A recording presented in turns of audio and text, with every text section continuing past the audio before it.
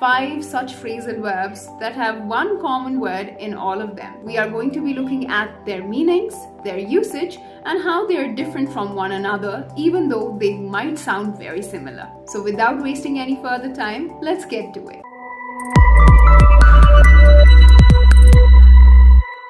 Hello learners, welcome back to EnglishYaari. In today's video, we are going to be looking at a few phrasal verbs.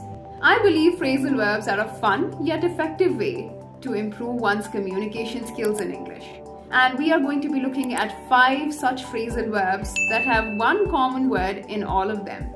And the common word is break. So these 5 phrasal verbs, we are going to be looking at their meanings, their usage, and how they are different from one another, even though they might sound very similar. So, the first phrasal verb that we are going to be discussing is break down.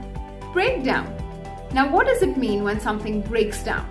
To break down, depending upon the context in which it is used, can mean 2 different things. Now, the first meaning basically means when something goes out of order or it stops functioning. For example, my car broke down on the highway. So that means that my car stopped functioning on the highway. So probably I had to call a mechanic to tow it. And the second meaning of the same phrasal verb break down can also mean when somebody loses control of their emotions and become extremely overwhelmed. For example, Denise broke down when she heard about her father's sudden demise. So that means that Denise was she was overcome with emotions when she heard that her father had died. Moving on to the second phrasal verb, that is break in. Break in. Now, break in means to enter by force.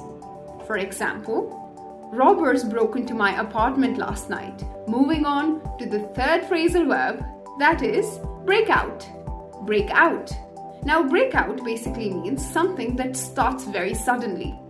For example, rioting broke out when the government decided to raise the fuel prices again. So that means the government had decided to raise the fuel prices and it did not make people very happy, so riots broke out. So riots started because of it, something that started suddenly. Now, moving on to the fourth phrasal verb, we are going to be talking about breakthrough. Breakthrough. Now again, depending upon how breakthrough is used in a sentence, it can mean 2 different things. The first meaning of breakthrough generally means to break into something or to break a barrier. For example, the robbers tried to break through the gates. And the second meaning of breakthrough can mean a discovery or an advancement. It could be generally in the field of science or information technology. So breakthrough is progress, advancement, or a discovery.